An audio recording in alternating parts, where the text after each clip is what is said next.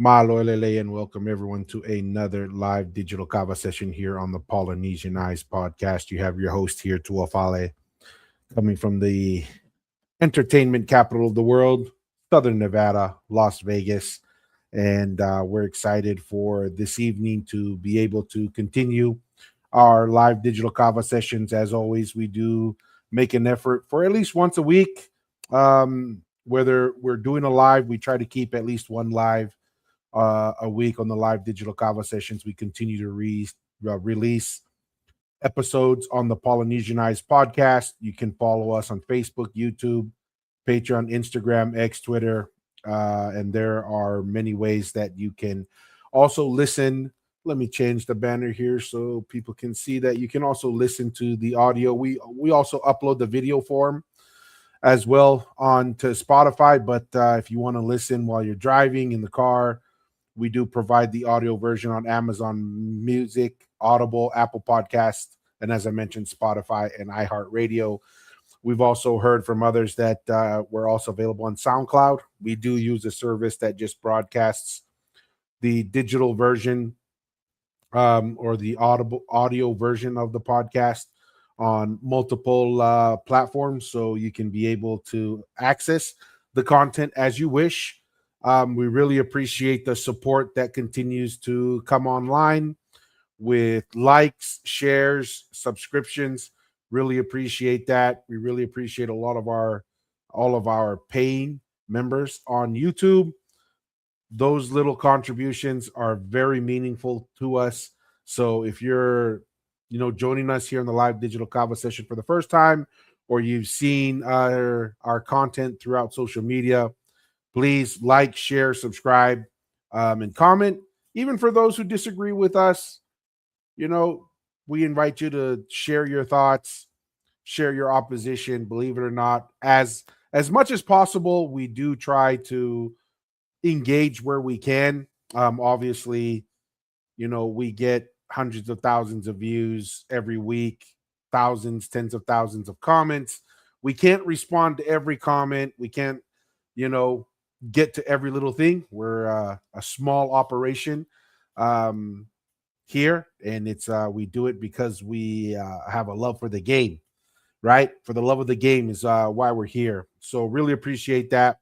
Want to do a shout out there. Also want to give a couple updates. I think I shared this two live digital kava sessions ago, but we haven't done it on our last and most recent live digital kava session before. So before we get too far into the show, want to make sure I share this because we did relaunch and update our website. And so we wanted to let everyone know it's a great way. It's only within the US. We'll try and see what options we can to get into New Zealand and Australia. Obviously, Auckland is a hotbed for our viewers, and we get, great followers in Australia, New Zealand, and the US. We do get some people from Europe, but really appreciate the opportunity to get across and share this. These are just some merch. If you're interested, take a shot at it. I ordered the t-shirt the other day, and the quality was good. We did some small adjustments to the design, and we're pretty happy with the quality and think you'll enjoy it. And that's another way you can contribute and get some cool merchandise, at least from our perspective. We think it's pretty cool stuff. So with that being said, we're going to kind of jump into our first topic of the live digital kava session. And we're going to start with one that's kind of interesting. So we released, maybe we'll start by showing that. Maybe we'll start by showing a couple of videos. We'll start with the first one with the tawalunga, then we'll get to the tattoo little situation there. And we released a couple videos and got a lot of feedback, interaction online. Want to take a moment here. Hey, Malo Talangi, appreciate it. He says, "Sup, Tua, how's it going?" It's going good, brother or sister. We don't know you here, but really appreciate it with that symbol we always take time to recognize our paying members of the Polynesianized podcast. That's another thing. Just remembering with that. Um, if you want to contribute a digital kava bag through the super chats, you can do so out of just adding to the digital kava bowl. Or if you have a specific question or a comment, making sure that you want us to get to it, use the super chat. And if you're a paying member like Ta'alang here, we make a coordinated effort to recognize our paying members. So if you're a paying member, small monthly fee and contribution, and this is one of the benefits is your comments on live digital kava sessions are highlighted, and we try to get to those as much as we can. So appreciate that. With that being said, there was a video that has been, I think this video, thousands of views, tens of thousands of views, thousands of comments, and wanted to dive into this topic a little bit more, give some clarification.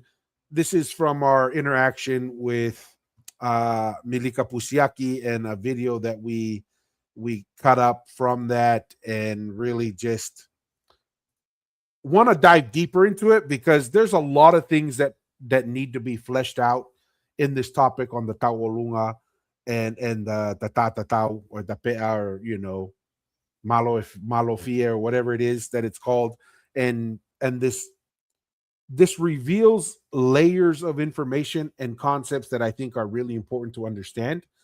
Some of it has to do with the relationship of Tonga and Samoa. Very close, goes thousands of years. For all intents and purposes, there wasn't an independent nation of Tonga from an independent nation of Samoa.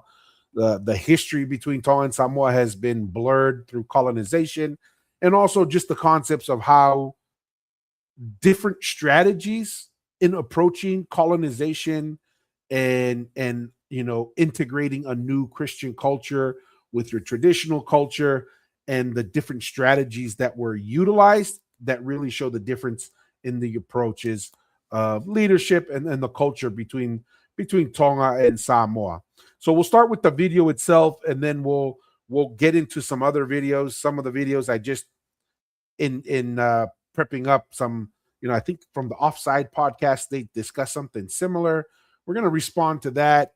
And also a ABC Australia or New Zealand did a short summary with Milika. We responded that, but we were going to go through those again and kind of talk through some concepts that I think are important to kind of keep in mind as we look at what happened before colonization, before Western contact, during and after, and how this misinterpretation of what's Samoan, what's Tongan, and how things are interrelated, and kind of walk through that and just have some discussion. So we'll jump into it and go from there.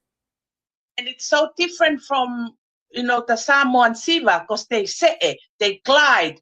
The Tongan dances remain still just to show respect. Very composed, yes. Yeah, very composed. And they were not allowed to move their lower part of the body when they perform. They were only, that's why it's called Tauolunga. It's only the upper part. And this comes from the idea of the Tongan fale. The lock, the va'akau that lies across in the on the fale is called Tauolunga or Taufatunga motua. The Tauolunga comes from there because the kahoki or those little sticks are tied into it. The idea is to take how we teach our girls to remain pure until their wedding day. So the idea of the Tauolunga is to teach our young maidens to remain pure until their wedding day. So all the values of a girl, that's the beams, it's the beam. Yeah, it's the structural beam. So, it's the weight-bearing beam. So, I'm just trying to. So that's why they form a Tongan Tauolunga, is to bring that all the values of a Tongan Tahine and teach her the values by us, by dance choreographers, so that she knows why she wear the puleoto, why the oil is still glowing and flowing, why the brother is the tula fale. And it's so different from, the Samoans. So so that's the video. She's kind of talking about the concept of the Tau'olunga, where it comes from, the framework that's in. And you can see a lot of the videos here. The Tongan Tau'olunga was outlawed, true. And then it says here the queen has a video herself, which I think it's mostly Pilo Levu. I think Princess Pilo Levu was the one who's saying that the dance originated from Samoa, and this is where Tonga adopted it from. Okay, and this is Earlier where, today, this is where nuances matter. Is the perception that Tonga adopted the Tau'olunga from Ha'amoa correct? And it's like, technically, yes. Okay. But there's a little bit more nuance to it. And from a very kind of like surface level understanding, which I had for many years, that's kind of what I understood until, growing and learning and listening to people, especially like Milika from La Paja, and those who kind of understand the nuances of politics and why and how these things came about. And that's something that's really important. I think what people fail to understand, and that's what I'm kind of hoping to kind of open up to those who are listening and those who are watching, open up the dialogue, is to have a different perspective of what was happening. Okay. So Tonga, Samoa, Fiji, parts of Fiji, Tokelau, Eastern Polynesia, from our perspective, was a united civilization. We shared a culture that united us. A lot of these were ruling families that were intermarrying and maintaining those relationships over long distances. And Tonga Tapu was the capital, specifically 7 different settlements, but the longest settlement was in Mu'a and in La Paja, which, Mu'a, for even many people in Tonga don't fully understand this. When you say Mu'a, you're actually referring to 3 villages, right? Tatamo Tonga, La Paja, and Talasiu. These 3 villages is what constitutes Mu'a. Now, Tatamo Tonga is a part of that, of Mu'a. Takolokakala, you have La Paja, is really where a lot of the centralized power was. That's where a lot of the residences were for the Tuitonga, and many of those that were close and held power, including those who had specific talents and capabilities that were passed on within their family, like Mirika's ancestry, who were, master composers of music, of dance, and all of those things put together, that was being honed over hundreds to thousands of years.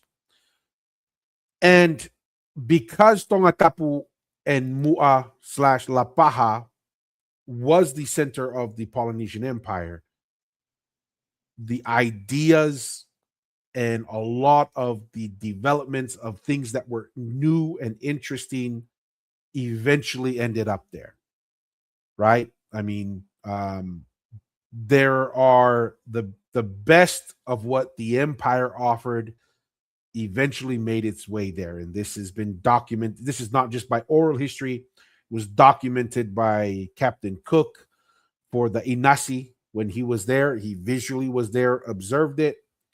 He also, for the oral history, we know there's the Inasi and the Polo Polo. So twice a year, people throughout the empire traveled to Tongatapu to give those tributes twice a year.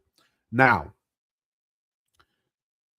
it is not just an exchange of goods. Like I'm saying here, this is an exchange of ideas and of practices. One of those is dance and music.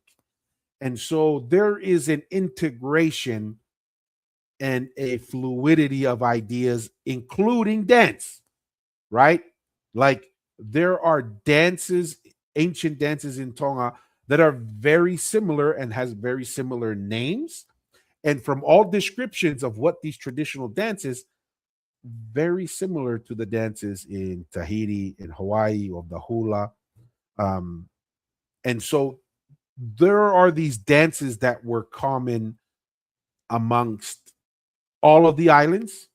Maybe some of these ideas originated, in certain areas, but they eventually made their way to the capital. It just makes sense.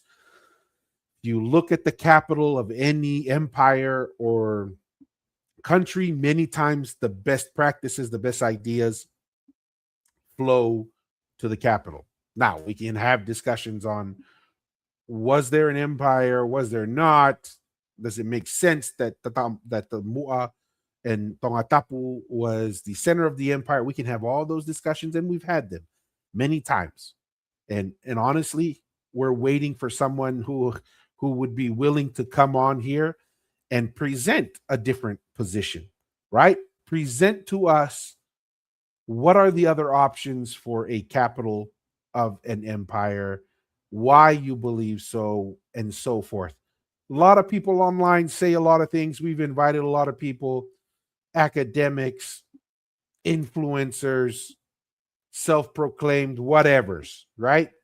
We've invited them to come online. Let's have that conversation. They're more than willing to engage through the keyboard, more than willing to kind of, react to some of our content. But we're going to be friendly. We're not going to. We come on, guys. We live in a civilized world. We're gonna, as we tell little kids, use your words. We're gonna use our words and let the people decide. Right?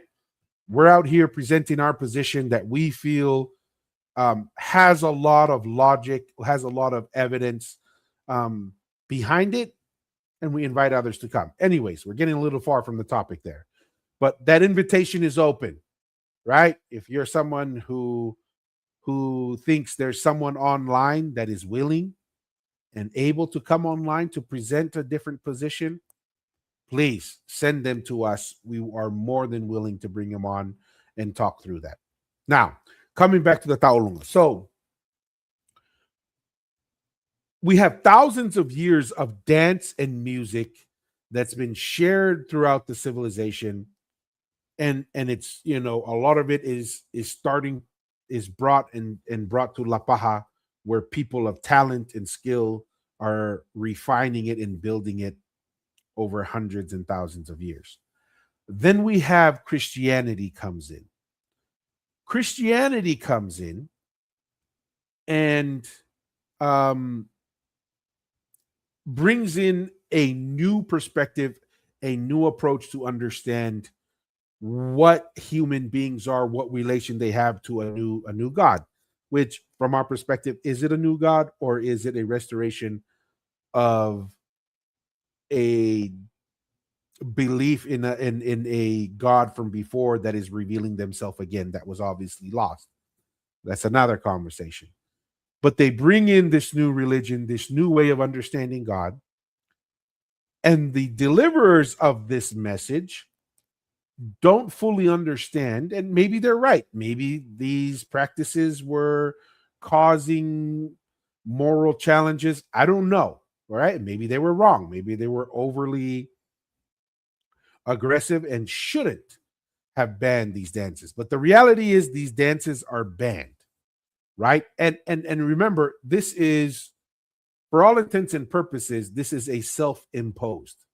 As much as people try to say, oh, the Europeans came and they banned it. Well, maybe in other areas, but in Tonga, because Tonga maintained its independence and sovereignty, this was a self-imposed ban by Tongan leadership on its people, in its culture. So it gets banned. However,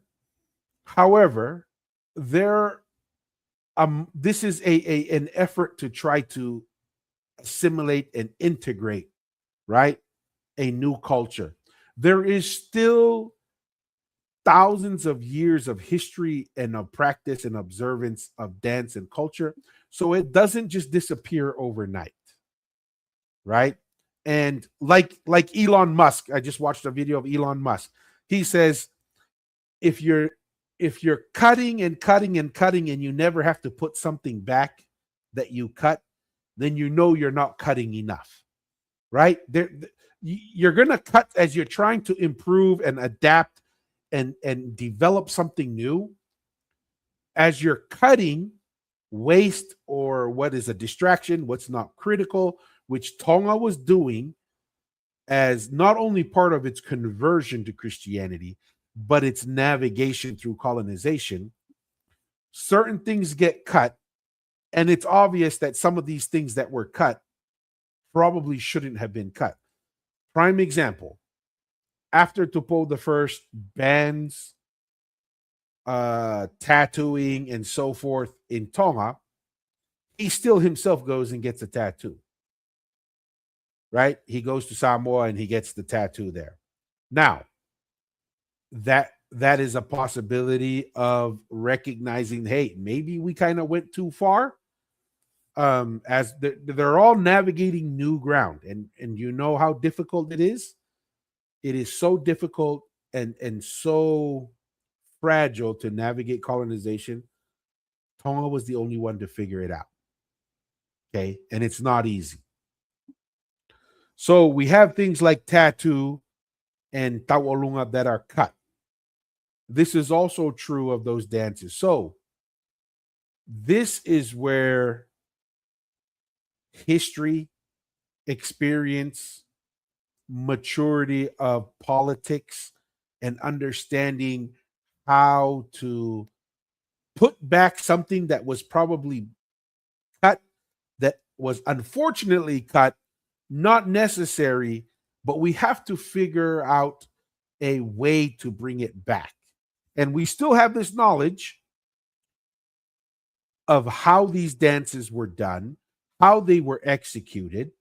That knowledge still exists, example, through the families of Milika and other Punake families in La Paja and in Tonga, but La Paja was kind of like a hub. So now you're going to develop, how do we restore our dances, right? And you know what's a smart way to do it so that you can navigate established law, Christian beliefs, and to mitigate opposition and disruption to stable society. This is how our ancestors framed it. They said,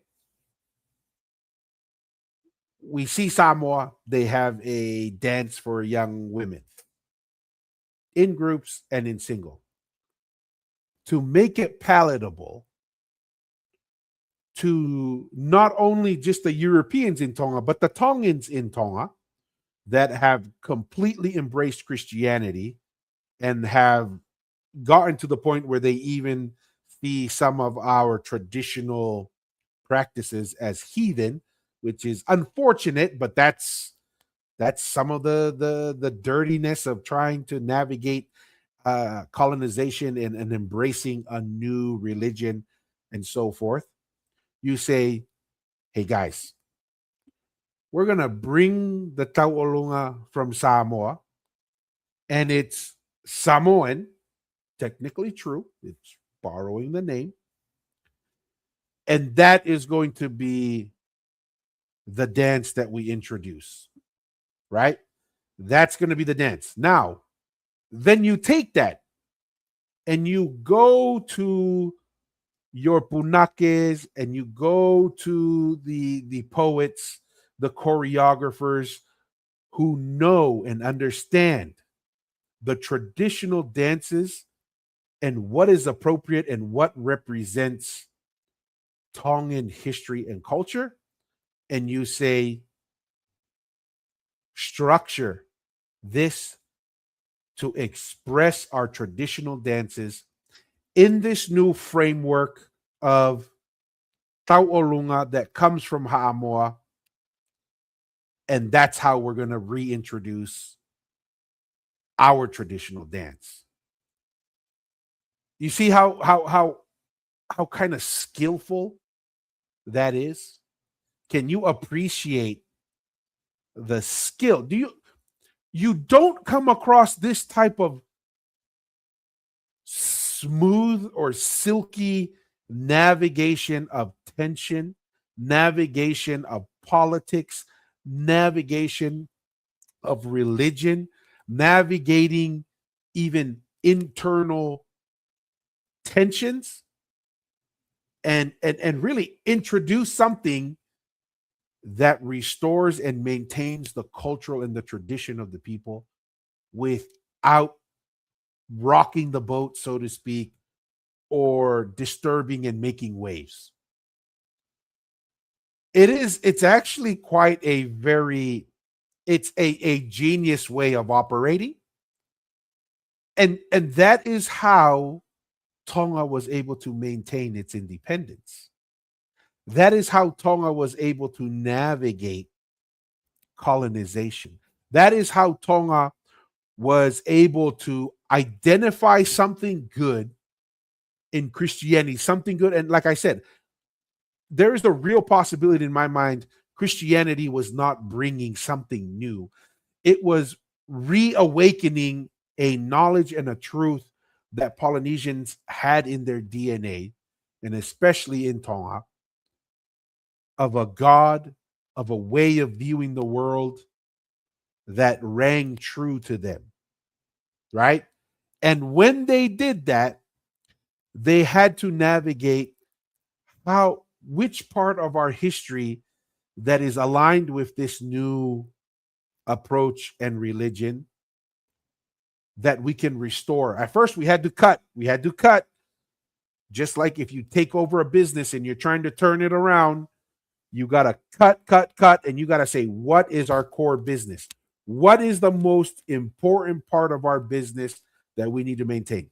That's what Tonga had to do with many of our practices in our structure. And like I said, in that effort of cutting, there were some things that are inevitable when you're trying to be as efficient as possible. And as Elon Musk says, when you know that you're cutting at the right level is when you have to put things back.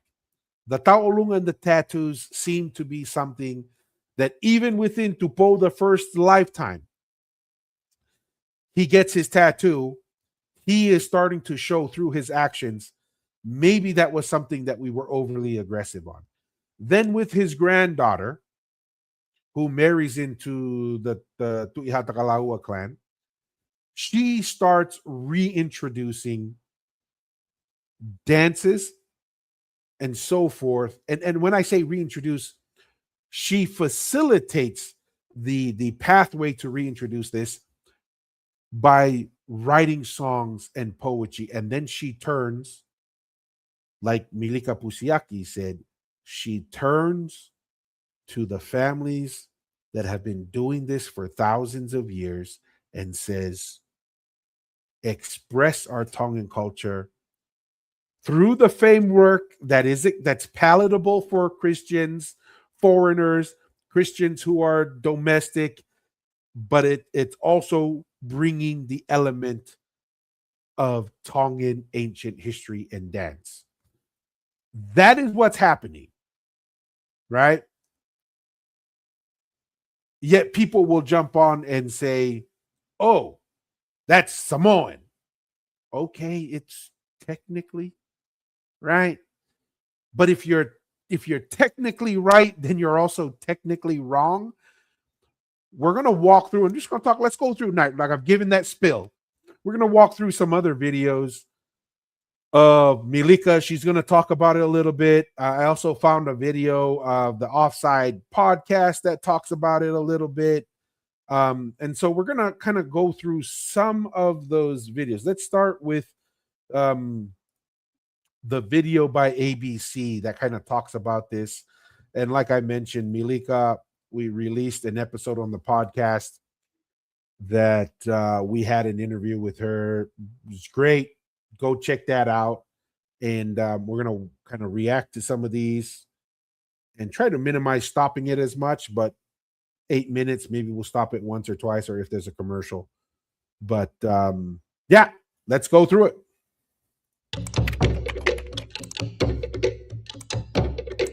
This is the Tau Olunga, one of Tonga's most recognisable dances, usually performed at events by young women either solo or in a large group. And while Tongans are proud of their cultural heritage, it's been pointed out. This Tawalunga dance of Tonga was adopted from Samoa many centuries ago. In the past, scholars have highlighted the Tau Olunga's Samoan origins, and it's a narrative that's often repeated today. I always disagree with people when they say we stole it from Samoa. No, we have our own. Milika Pusiaki Fifita is the founder of the Fe'unukola Global Academy that teaches Tongan performing arts. Hailing from the village of Lapaha, Milika comes from a famous line of punake, or master performing artists. So Lapaha is the ancient capital of Tonga. And before the Christianity hit our shores, the Lapaha people were known as the choreographers, the composers to the Tui Tonga. And when Christianity hit our shores, they banned some of the ancient dances. She's conducted extensive research into Tongan dance forms. Milika says the Tau Olunga has a more complex origin than merely copying Samoa. Milika says before Tau Olunga, there was Daula, a dance performed by the daughter of the highest village chief. She says that when Christian missionaries first arrived in Tonga, they deemed the Daula dance too suggestive. Because the way that the Daula girl moved, because Daula was like a very seductive dance, the missionaries thought it's against their teaching and their beliefs. The ban was serious enough that missionaries imposed fines on people who performed these dances. But And that's where I'm saying, understood that the missionaries had influence, but the missionaries do not have political nor policing power, right? They convinced the Tongan leadership this is something that needed to be cut. But just like when someone takes over a business, you have board of directors, they're telling people what to cut, how to cut, and whatever. But at the end of the day, it's the CEO and the team that needs to make the final decisions. Milika says that while Tongans embraced Christianity, they were reluctant to part with their dancing. To accommodate the ban, they reworked Daula, combining Christian and Tongan values to uphold the dignity of young Tongan women. Working with Milika's ancestors, Queen Salote further solidified the dance by restricting whole-body movement. Tau Olunga in Samoa is Tau Alunga, and it's beautiful, but they glide.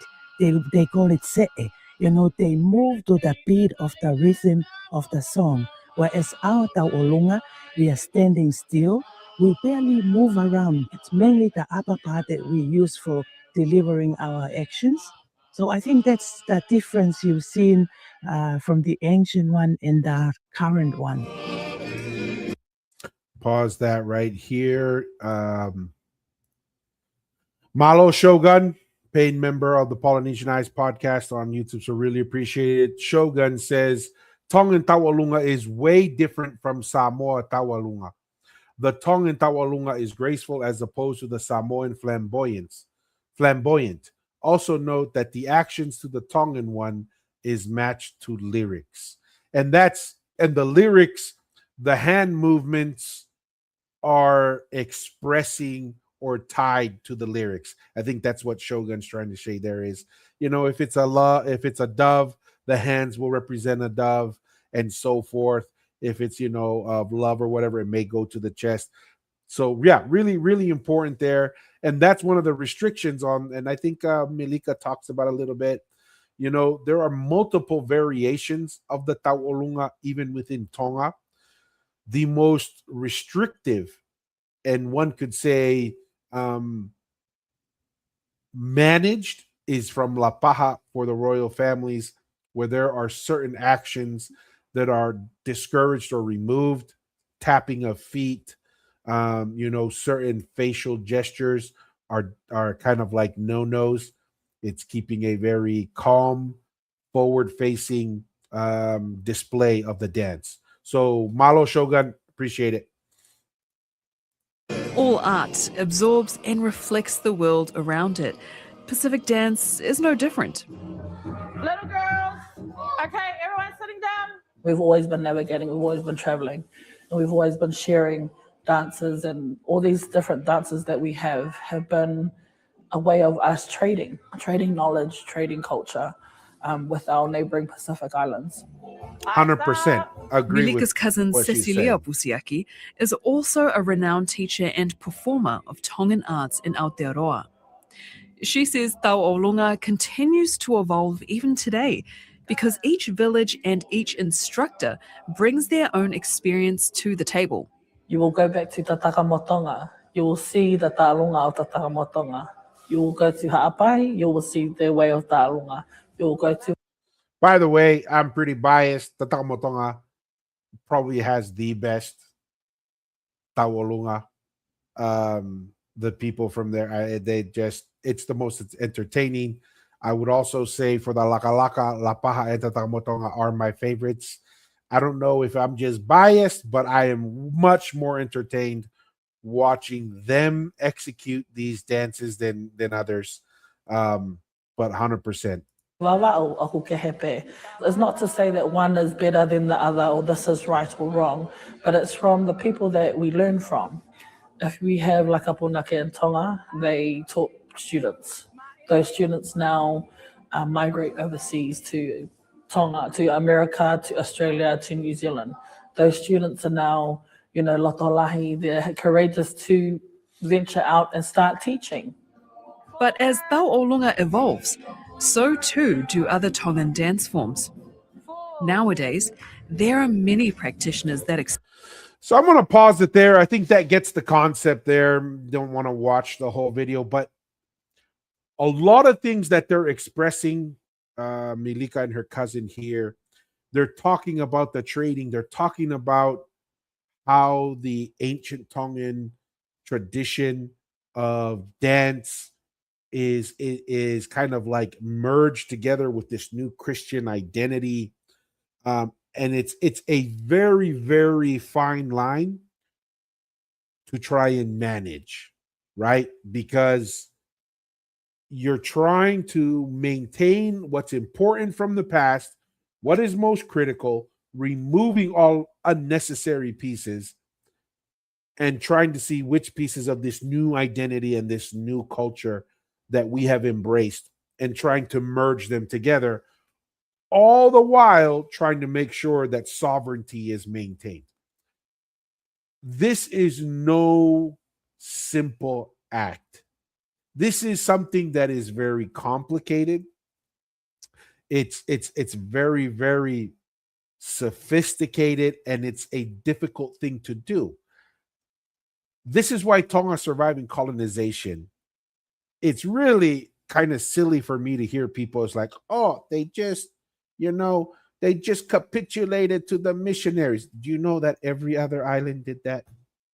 All the other islands converted to Christianity. They still got colonized, right? So you can't just say, oh, the Tongans, they just capitulated. They just bowed down. Okay, guys, you guys did the same thing. And if you did something different, like all-out war, the European technology outmatched you, right? So once again, we have to be a little bit more thoughtful. We have to think about these things and understanding how these things survived, how they were restored, how they were combined with the new culture.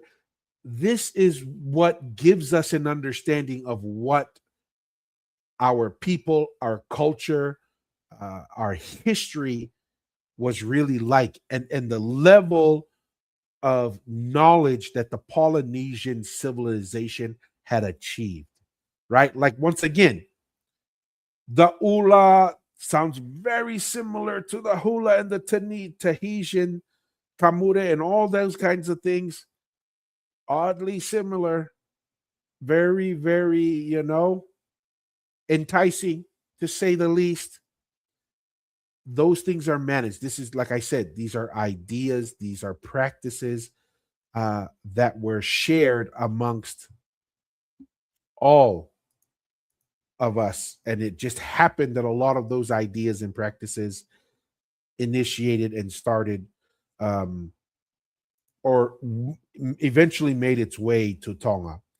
So with that being said, I happened to come across this video. This was not initially in my plan for the show today, but I haven't watched it through, but or if I did, I forgot, but this was new and I came across it, wanted to kind of see this is what happens when you have a surface level understanding and interpretation. And I'm not blaming them. They don't know what they don't know. I didn't know, right? Until you understand and you get exposed to what's happening behind the scenes and the how and the why things are the way they are. It changes your perspective. So I'm not trying to say, oh, the offside guys, blah, blah, blah. No, they're probably doing the best with what they got. And we're trying to bring new ideas to the table and just give our viewers and our listeners a different perspective, something else to consider than the narrative that's out there. Okay. Let's bring this to the stage. And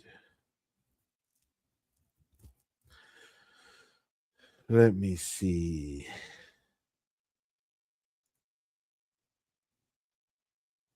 All right, let's This is the Tau Olunga, one of Tonga's most recognisable dances, usually performed at events by young women either solo or in a large group. And while Tongans are proud of their cultural heritage, it's been pointed out. This Tawalunga dance of Tonga was adopted from Samoa many centuries ago. In the I'll leave it there. But again, you can hop on ABC News Australia and just search on YouTube, where does Tonga's most recognizable dance really come from? You watched the docu. What's your thoughts? Yep. I don't think there was anything bad about it. It was just acknowledging where it was from. But in saying that, like, Tongans have made it their own. You know, there's heaps of different variations now. I think Queen Salote made some changes to it.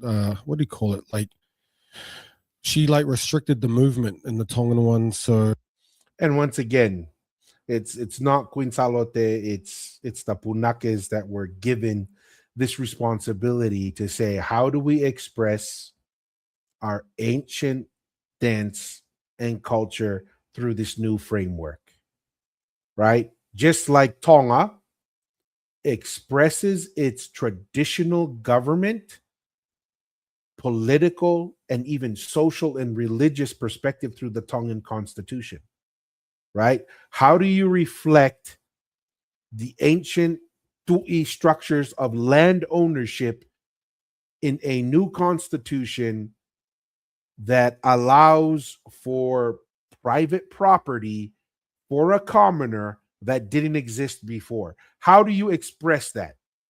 And that's how you get the Tongan laws on land. Tongan laws on land are probably one of the most sophisticated law and most, red tape laws on land ownership than any other place on earth. And it's by design, and it's because it is an adaptation of ancient law land ownership practices implementing Western and new ideas of private property for the individual, while maintaining the kingly and nobility control or involvement and ownership of land. It's a merging of those. That's another great example of a merging of Western concepts with traditional ancient concepts that have been in existence and provided stability in Tonga for thousands of years. if you watch the documentary, she was talking about it, how the Tongan one tends not to glide across. It's very subtle way. Yeah, Very it's subtle. very still as well. So, Yep. In Samoa, the Samoa one we glide, and they call it se. And Imagine being able to build an app. We'll pause that right there. And so, we've watched the video. I don't know if this sound is gonna come through. and want to make sure it doesn't. So what I'm going to do is I'm actually just going to remove it. That's what I'm talking about. There's nothing wrong per se with his interpretation. That is the surface level interpretation that one can take, and that's fair, right? That's the intent. The intent of what the Tongans did was exactly to achieve what was achieved there. It was like, hey, yeah, it's Samoan. It was borrowed from there. And that's the narrative, right? That's the propaganda you want out there so that you don't get the opposition, not just from the foreigners in Tonga, but also the Tongans within Tonga who have fully embraced Christianity and this concept that what we cut in the past, everything that was cut in the past must have been evil, must have been wrong, and therefore it would be less palatable for them to say, oh yeah, we're restoring our traditional dances that we've been telling you for how long is evil and bad and blah, blah, blah. You see how much of a challenge that is, rather than saying, hey guys, this new Samoan, the Samoan Tawalunga, we're gonna establish that we're not quote unquote resurrecting our banned dances. We are bringing the Samoan Taolunga and we're expressing ourselves through that, not knowing that is the pathway of which you restore your traditional dances. And like you maintain the head height, so it just glides. So but a lot of our Pacific history is like that. A lot of it's shared. In some places 100%. It's lost. And so I don't think it's a flex to try and say, yeah, it's from where we are. Because sometimes it's only traced back to, like, say, Samoa, for example, like tattooing, simply because it survived in Samoa. You know what I mean? And especially in the past where Samoa and Tonga are not different. It's just the same people, same culture. We never viewed each other as different. So, it's not like Samoans are going to try and say, this is from us. No, it's not about that. And I 100% agree with what he's saying there, right? That we were one people, we were one civilization, we were one, like, political, social, religious structure, with some variations in between because there's different environments, different geography, different preferences, different weather that you have to make certain adaptations. But at its core, it's the same thing. Like he said, the tattooing, the dance, a lot of, we're interrelated. There's Tongans living in Samoa and Samoans living in Tonga. Remember, there was no American Samoa and, Western Samoa. Now it's just Samoa as independent nations with borders. That didn't exist. So I agree 100% with what he's saying. We've talked about this on the podcast so much, but about colonization and the effects of it on our culture. And one of the points that were brought up by, don't have the wonderful lady's name, the Tongan teacher, who trains this craft over in Tonga, and I think Australia as well. But she talked about how a lot of this was restricted, and most parts of it were taken away due to Christian missionaries. And just it's becomes more interesting for me when it's coming from elders in our community. Right. They recognize it, because I think sometimes our people are very proud and very stubborn, and we tend to kind of discard anything to do with the faith of our people. And so I guess your thoughts on this, because you've touched points on tattoo being taken away from us, our language being taken away from us, and then even dance where Tongans, it kind of feels like they've had to rebuild it. Yes. And a lot of the dance all around the Pacific was banned, banned in the Leeward Island codes, banned in the Blue codes in the Cook Islands. Dancing was banned everywhere. The Port Siva in Samoa, the night dancing was banned.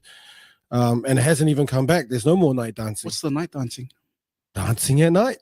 Wait, so just dancing, like it wasn't a specific dance? Siva and like what That's probably very similar to the ula, right? It was probably the night dance because it was very suggestive, maybe. I don't know. she said. She brought up the ula. The Mm. ula Oh, there we was really go. sexually suggestive. Well, that's how the missionaries perceived it. Yeah. The swaying of the hips, the ula in Tonga, which is the hula, right? Yeah. Which is the hula in Hawaii. Right. So did Samoa and Tonga have a hula? Yes. Okay. So, and that's what she's talking about. For example, the ula is what she talks about. So, there was like a compromise with a lot of things. So things were either banned or okay, you can do this, but Change not it. this. Yeah, or change it a little bit. Mm. Okay, so like for example, there's ones like flowers. Flowers were banned in the Cook Islands, but if you wore the flowers to a church service, it's all right, but you're not allowed to wear it. So that's what I mean by compromise. Like this siva is banned unless you do it at church or whatever. It's part of a Christian celebration, then it'll be okay. Right. So yeah, it's just so many things were banned. And the ula, for example, so Balangi comes over and finds things sexually suggestive. Mm. You know, so it's banned because of how they view things. And so, like you said, this was like trying to rebuild it, trying to enable it to survive. So Yeah. they have to change it a bit, otherwise they'll completely lose it. You know, so it makes you wonder about the dances that were banned. You know, There must be so many. absolutely, and Yeah. a lot of dance is not like nowadays. Dances is just Yeah. Yeah. right. There's no meaning, but dances. Can you do that again for? So we can clip it. But it'll look good. Clip this. It'll look good if there was 4 other people doing it. So clip Yeah. 4 of me and do it. I bet it'll look good. But like the old dances were recipes. The old dances, Recipes? yeah. So the old dances were cultural practices. So there were dances on how to weave. Oh yeah, yeah. There were yeah. dances on how to build sails. So you do all this stuff, That's interesting because that speaks to our oral tradition. right? So rather than write it down, it's we're gonna move, Yes. and this is the. We're gonna recipes. move and sing it. And that's Interesting. why they always look for children. This was our most important child who was musical, Right. okay? Because they can keep rhythm, means you can keep song. When you can keep song, you can keep history, you can keep recipes, you can keep cultural practices. Mm. And so the old music and Interesting, never heard dances that. had information in it, right? So when you ban that music and you ban that dance, you ban that information about culture. So Yeah. surfing songs were banned, for example, and songs included which waves to catch, how to build the surfboard. They were all in songs. And we all know, like, we can remember songs that we sung like 20 years ago, Mm. right? And just out of it being music. So That's so interesting. yeah, I never so thought about it that yeah, way. so a dance back then wasn't just random movements that we did together. Everything had a meaning. So It was education. it was education. You know, It's this storytelling. storytelling, Yeah. all of Yeah. that, the history books, the ngafa. Yeah. You know, your ancestors was a song, all right, and you know, and you remember that, you chant that, and all of that. Dances were the same. You know how to move, what plants to pick, like how to pick it. You know, Yeah. wave currents. This is the wind, and this is the wave current. Like it was all information. So that's why they were banned. It wasn't banned because they were just random movements. So our people were like original hit makers. Bro, like it was more than that. It Yeah, wasn't just yeah. a hit. No, because Like, they made it It had catchy to enough. hit and hit. You know what I mean? Well, that's the best music, though. Yeah, it's the best music, and kids can latch onto it Yep. so easy, man. Music is so important to pass on information from generation to generation because Mm. kids can remember music for the rest of their life. Like once they remember when they're like 3 or 4, they'll never forget that tune. Yeah. And then like later on, the lyrics click. You know, oh shit, it was talking about that. So it's this coconut because in the song it says rah, rah, rah, you know what I mean? Yeah. Even now they take the song of Taiman Tila Whainga and they try and translate the song as to where is the tattooing from. You know what I mean? Because that song had information about Taiman Tila Whainga. Oh, they mentioned Fiti in the song. It must be Fiji, but it's actually Fiti. But see, in that one song itself, you know, the information, every song had information, every dance had information. So if you want to destroy the culture, destroy the songs, because the songs are these things that hold all the information. Yeah. And so they banned it. And honestly, I don't know if the missionaries banned it because they thought, oh, we got to destroy this knowledge that they have. They may have sincerely thought it was demonic, right? It's just misinformed. You know, sometimes you think you're doing a good thing and you end up just messing it up for everybody. And then some things survived, right? And then they also had to change things in order to be allowed. For example, the tattoo, the Samoan tattoo, they say it's for the chiefs, right? But when the colonizers came, it wasn't for chiefs, it was for everybody. So they compromised. Okay, let's not ban it. Let's say only the chiefs get it. See, and that's something interesting, because when we, and I don't know, maybe it's different levels of chiefs or not, but tattoos were not for everyone. It was, like I said, the first contact, multiple first contact accounts with Samoa, the highest chiefs never had tattoos on them. And they even explain why, right? Because they're achy. They were told that they were achy, and therefore their blood was sacred, and they could not be tattooed, because part of tattooing, you spill blood, and that was a taboo, right? It was sacred, and that's what made them high rank. And they would notice someone getting on was of high rank if they had no tattoos on them. So in a sense, was it for everyone? Yes.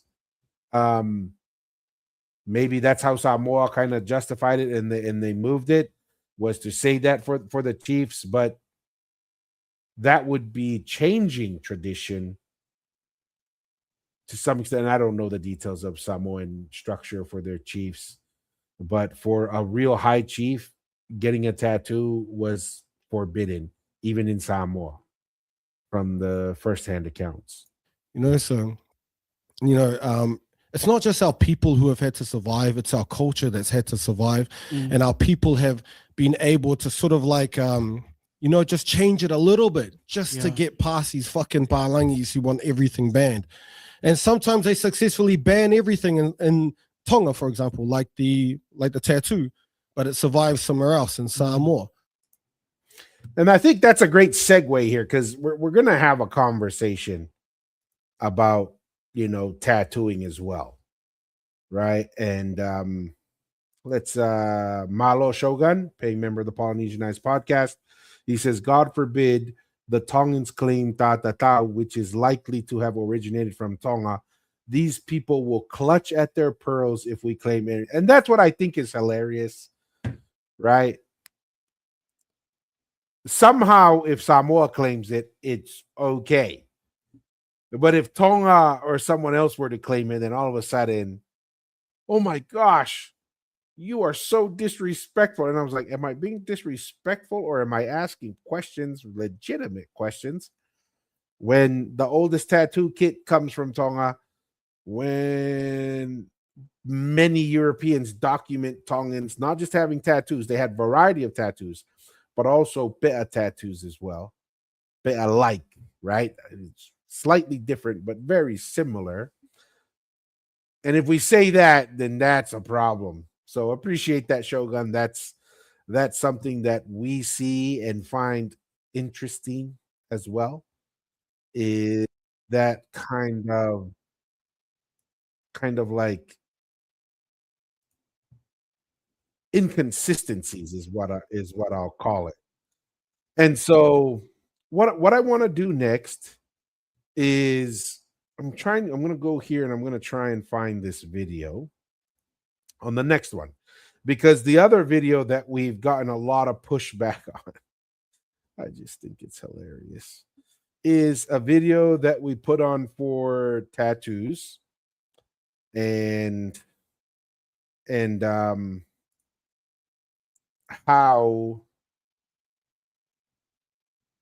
people have reacted online, kind of like what Shogun says, of if we bring up evidence or so forth that the tattoo, the pe'a similar one, may have existed in Tonga, and that, it's a fair question to ask, did it really originate from Ha'amoa? Maybe it is, maybe it isn't, but I can tell you this, it isn't singular to Ha'amoa. This is something that was practiced throughout Polynesia, and we know for sure Tonga practiced it, and people get frustrated about it. They kind of like freak out. So I'm gonna bring up the video and then just kind of react to it a little bit.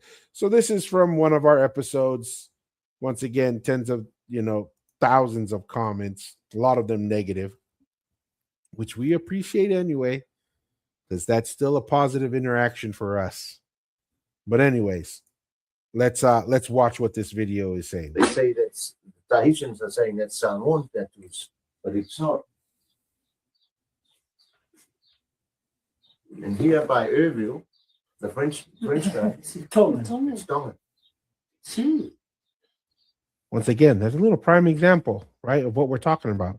Tahitian saying it's Samoan, Samoan saying it's Samoan, but when you go back to the data, it says they're Tongan, right? This is the thing. But the narrative that goes out into the universe through colonization and through the academia is, oh, it's Samoan or so forth. They say that the Tahitians are saying that's Samoan tattoos, but it's So this is the funny thing, right?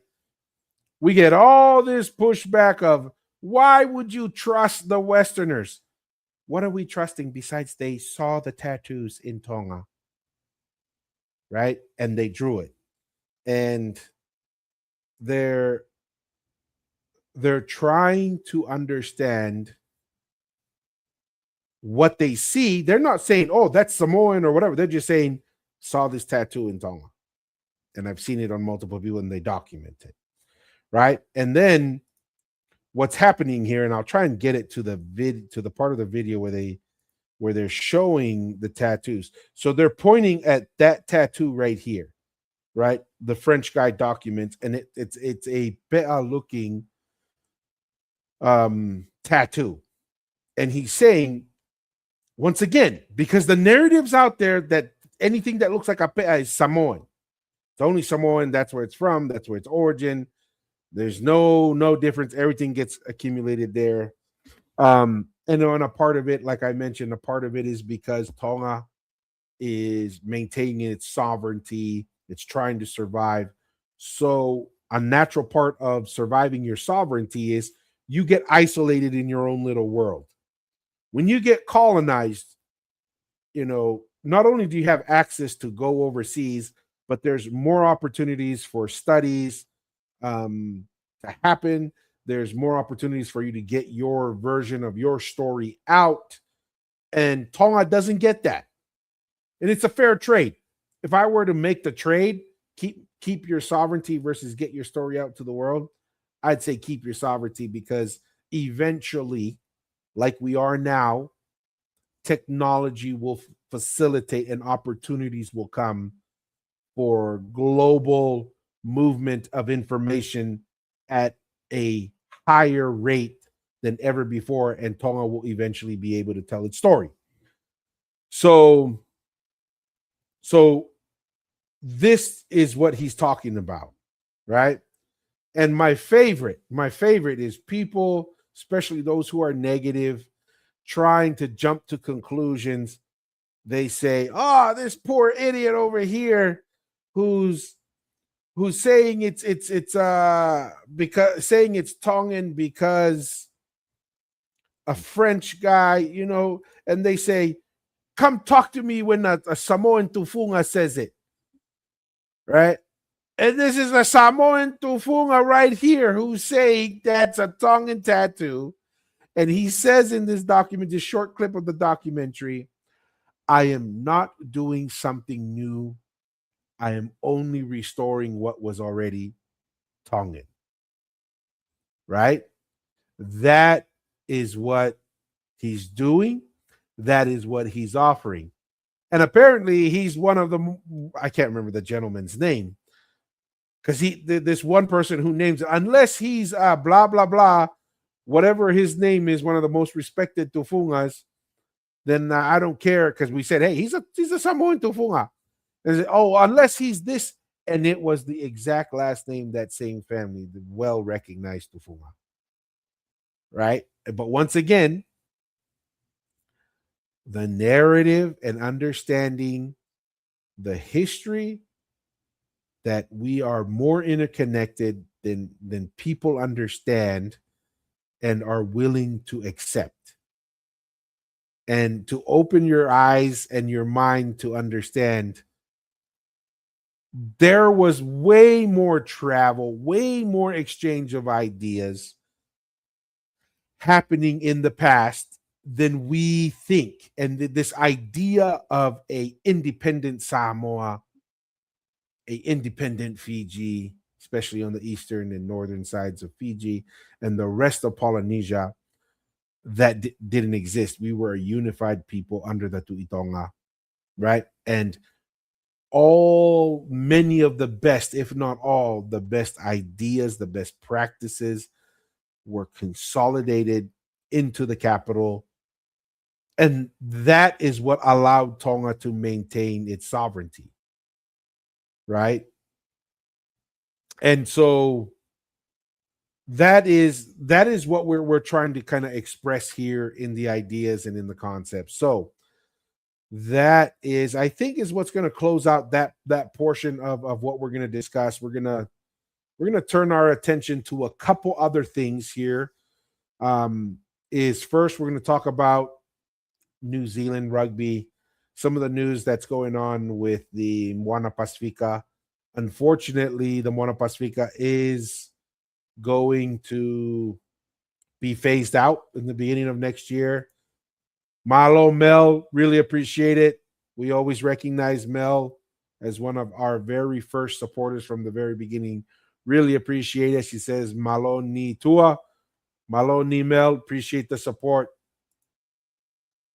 So this has been a discussion that we've had a few times.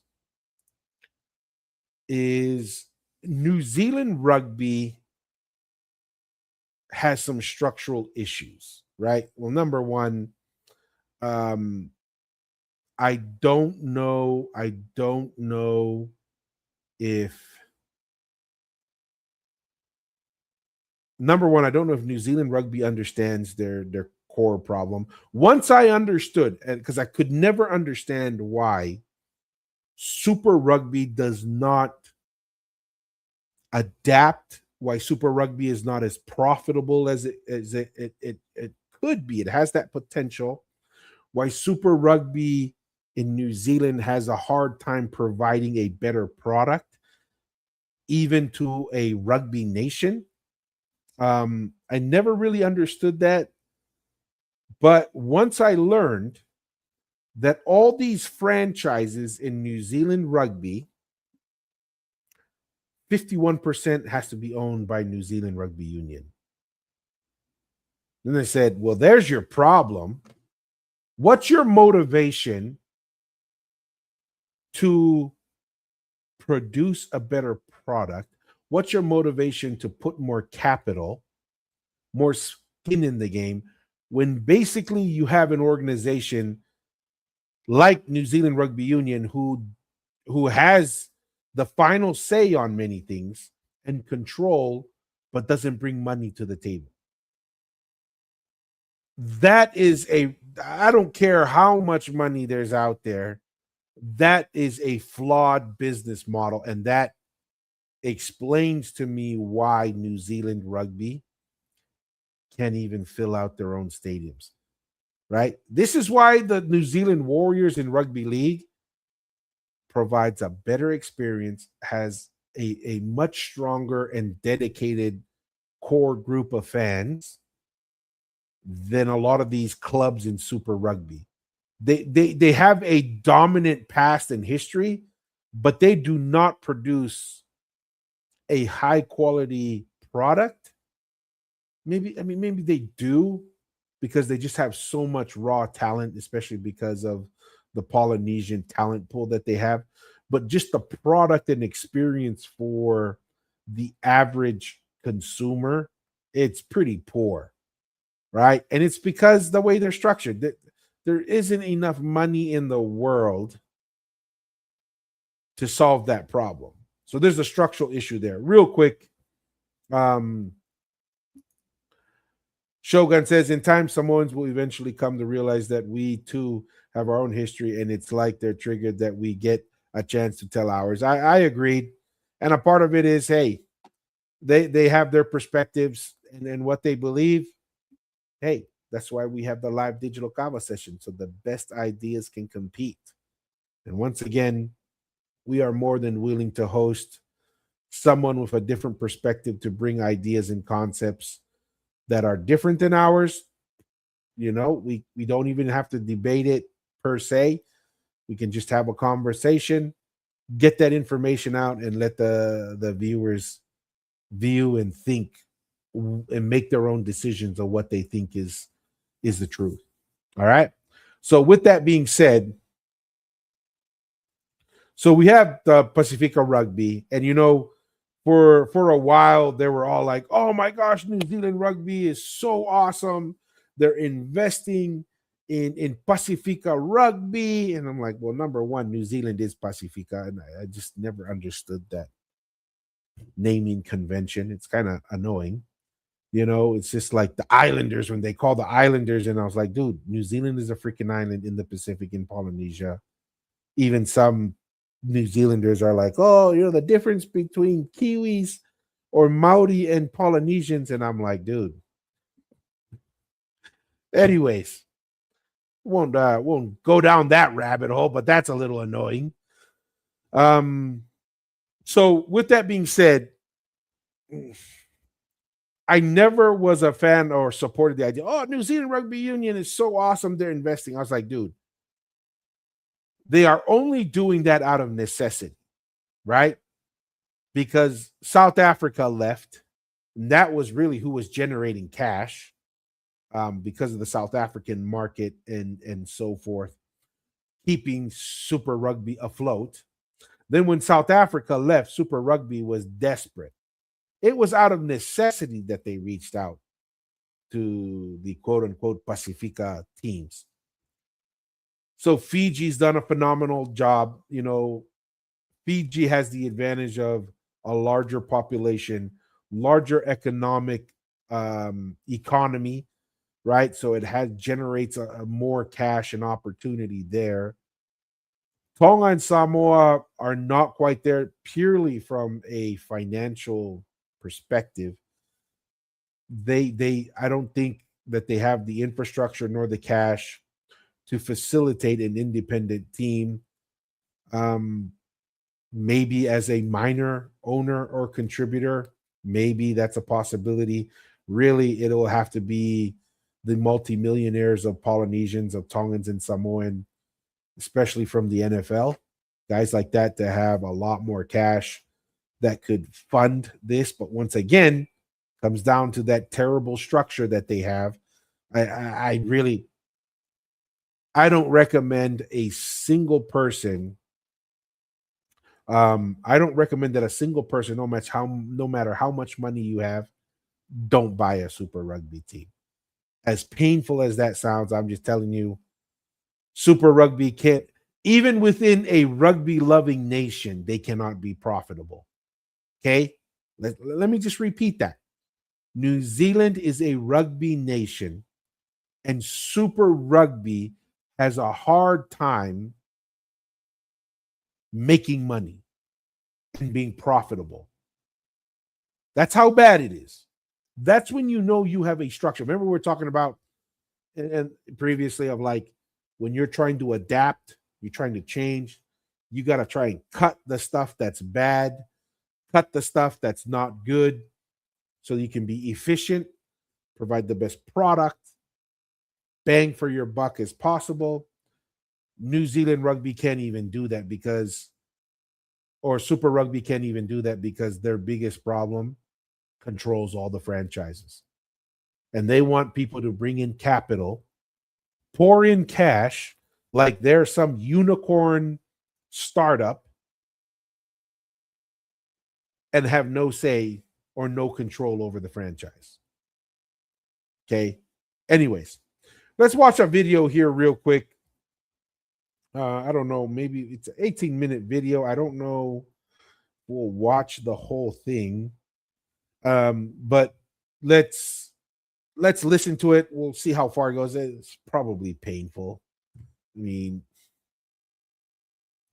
It's New Zealand Rugby Union's like it's their what you call their CFO. It's number one. I don't know why the CFO. He's the bean counter. Why is he the spokesman? I don't know, but we'll give it a shot. Let's give a play here. Just to give a bit of background for our decision, which we've announced today, as we all know, Moana Pacifica has been in a distressed state for quite a number of months. The team was up for sale during the back end of last year and went through a sale process. Unfortunately, that process fell through around April this year when we were notified of that process failing. And then we had to step in along with some other parties to help support that team to get through the end of the season. So I thought... See, once again, you have New Zealand Rugby Union making these business decisions because why? They own these teams, right? They own 51%, controlling percentage over these things. So, yeah. I've always been with the players and the fans to make sure this team can stand up as long as possible. Throughout that process, then we kicked off a proposal process to get expressions of interest for parties to have a proposal to take forward the team into 2027 with an initial deadline of the 15th of May. However, unfortunately, through that process, there's been a number of parties that were part of that. And we set some really... I don't know about you guys. His body language to me, like he's covering up something. Doesn't seem confident. Maybe that's just too much of the American in me. And his body language, he's fidgeting. It just kind of tells me it's like he's just going through talking points. Something's going on in the background, which I wouldn't be surprised. Like maybe they just didn't want the Moana Pacifica team. There's a lot of bad press sometimes, or at least what I've seen. Moana Pacifica team getting stuck places, didn't even get hotels for them. You're right. And it's like, and these are the guys that are in charge. This is the controlling partner here. I don't know if they really wanted the Pacifica. They liked Fiji because Fiji's probably is more economics behind that. Right. But they want the, we're invested and we really think the Pacifica is important. But then they make these kinds of decisions, then tells me, and just his body language tells me there's a high probability that they really didn't want anyone to save Pacifica, Moana Pacifica, because if there's a will, there's a way, right? Strict criteria. First criteria really is committed capital to establish the team. Of course. And to ensure that team could last a key broadcast cycle for the next 4 years. The other key part to that was a viable and sustainable business plan, which was a key component to enable the team to stand up a competitive team as part of the competition. And again, to you see how kind of ridiculous this is? We're hearing from New Zealand Rugby Union, who has a hard time being profitable in New Zealand. They're making decisions on how much capital they think and what a viable business plan is. You see how kind of like ridiculous this is? And, we see all these All Blacks in the background. They have the most valuable franchise probably in rugby. And they can't even hold on to their primary sponsors. Right? Just think about that.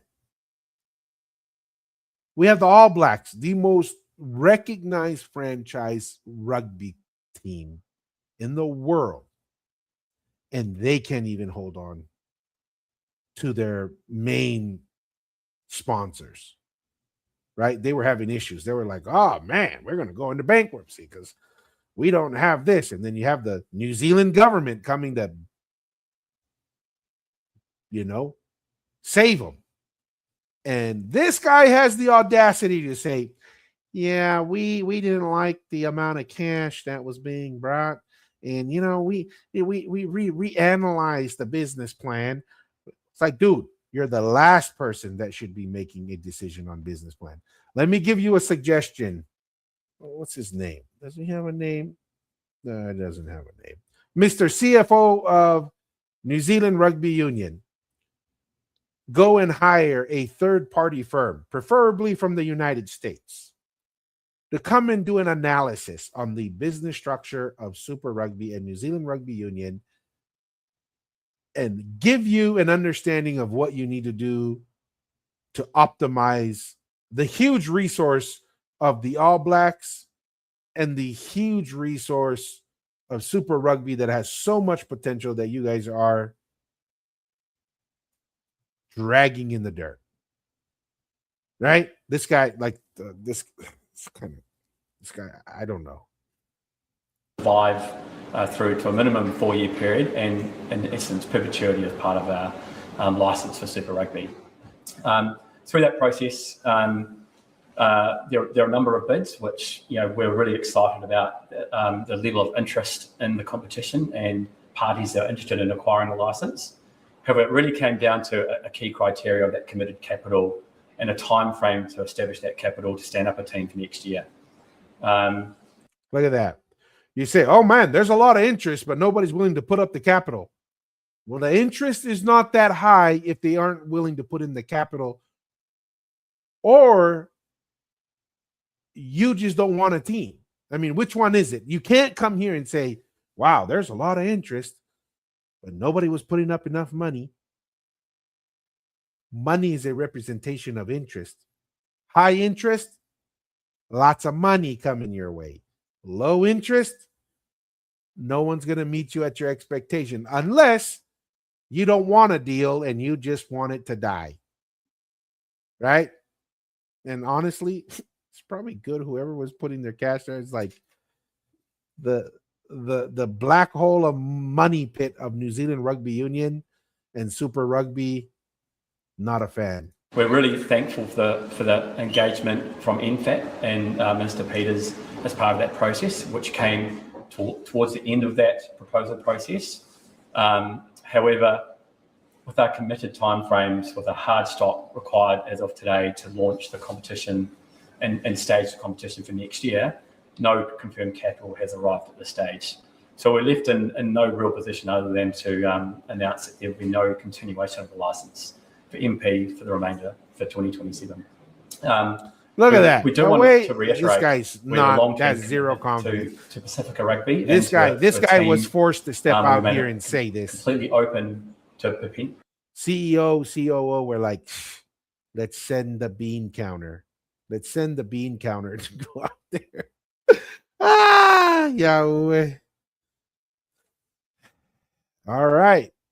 Talangi says, thank you. Paying member of the Polynesian Eyes podcast says they should start playing American football. They'll probably have more chance in the NFL for the guys putting in the work for our entertainment. I see 424 over here. If I got talanoa that American football is safer than rugby. I played both, college, high school. The football is more dangerous than rugby. I'll tell you right now. Okay, football will mess you up, your mind and your body, much faster than playing rugby. Right? This is why the NFL guys their bodies are torn up, man. Their bodies are torn up. Rugby guys, yeah, they survive, but it's because in rugby you have a healthy respect to your limits, right? Without the pads, F2, FO, or whatever your name is. And you're saying that, oh, we got all the helmet and the gear and the thigh pads in football makes us safe. It's like, no, dude. It gives you a false sense of security. So you go out on the football field and guys are absolutely reckless. Throwing their technique, because you think you're safe, you don't rely on technique as much, and you're just going at 100 miles an hour and you're just throwing your body. And instead of proper take. In rugby, you don't have pads. So you're kind of relying on technique a little bit more. And not being overly aggressive. You approach, you use your shoulders. In football, We were using the face mask. I mean, we were taught, it's changed it a little bit because of the concussions. When I played football, they said you stick your face in their chest, right? Your face mask right in the chest. Hitting with your head, your face right in front is, so where do you think the majority of that force is going? It's like right on your face, your head, your neck. Rugby, we use our shoulders and so forth. So, yeah. Anyways, coming back to Talangi's comment here, they have, especially if you're a big dude, just look at Jordan Mailata. You just look at that other Tongan kid that they signed. You're a big dude. You try and find that pathway to the NFL, right? That, and you have to have those off the charts measurables. But Jordan Mailata has shown that Polynesians can show up. They're willing. They have the size. They have the speed. They have the strength. Right now, we typically have the kind of like the character and the willingness to learn and to be taught. Hopefully that maintains itself because it is a big part of our culture. But yeah, 100% agreed there, Talang. Let's see here. Let's come back to Mr. Squidward. Is that who he reminds me of? You know, Squidward's always squiggling around on SpongeBob SquarePants. Is that what this guy is? I don't know. Potential or future bids related to a Pacifica Look team. at that. He doesn't sound going confident. forward beyond 27. However, just to be very clear, there's not a viable option for a team to be stood up for 2027. So I'll take questions from there. When you say no capital, so are you suggesting this bid had no capital raised behind it? In terms for our time frame, there was no confirmation of capital received or dedicated confirmed capital in relation to the team to be stood up for 27. Was there any money confirmed? We did not have any confirmed money other than some support from partners from a commercial arrangement for one of the bids. But from a significant capital perspective to meet the requirements, there was no confirmed capital in that regard. We'll probably end it here because Winston Peters has some thoughts on this, and we're big fans of Winston Peters. So let me get this straight. You have 51% ownership of Moana Pacifica, and you have the license. So you're the majority owner, you're the issuer of the license, and you have total control, and you want someone else to come in and put their capital in there while being 100% subject to you as an owner and then to you as an issuer of the license. Do you see why maybe someone is hesitant to give you that capital? Right? What I'm saying, man, Mr. CFO, go back and figure out why you guys can't be successful off the charts like the NRL in a rugby country. Is that because the Tongan and Samoan governments and New Zealand government wanted more time? I can't speak for them exclusively, but I'm aware time is definitely a constraint. And as I said, this process has in essence been running for and the time is self-imposed. Quite a long time, and those requests for that time perhaps would happen quite late in that process. To be clear, NZR was not part of requesting capital from the governments. That was from the bids themselves. So I can't speak on their behalf on that. The deadline has been shifted. Correct. Several times. Yes. So the original deadline was the 15th of May. We shifted that multiple times, especially with light of potential support from MFAT and Mr. Peters to try and give that as much time as possible. However, we have a hard stop in relation to the competition. We need to support the current teams, sponsors, booking venues, timetable scheduling. We're at a hard stop, unfortunately, to stand up that competition for next year with our partners in Super Rugby Pacific. So the deadline was moved. Some might suggest the goalposts have been moved as well. Did you keep asking for higher levels of capital? No, that depends on the quality of the business plan presented. So you did move when somebody said, you first said, "Hey, it's $5 million." Somebody came and said, "Yeah, I got $5 million." Oh, I don't like your business plan. It's now 10 million bucks. How do you tell someone you're not interested in keeping the franchise alive without telling them you're not interested in keeping the franchise alive? By doing exactly that. Is it capital or is it the business plan? They said they didn't get capital. When someone met them at the capital, then all of a sudden the business plan wasn't good enough. Coming from the people who don't know what a good business plan is because they haven't figured out how to keep Super Rugby profitable, let alone a franchise that is smaller with a smaller footprint and a expansion franchise like the Moana Pacifica that's hard on its own. See, that's what I'm saying. These guys, from what I'm hearing, they didn't want a team. You know, they can say what they want, but maybe they're bleeding money in other areas and they just saw Moana Pacifica as dead weight.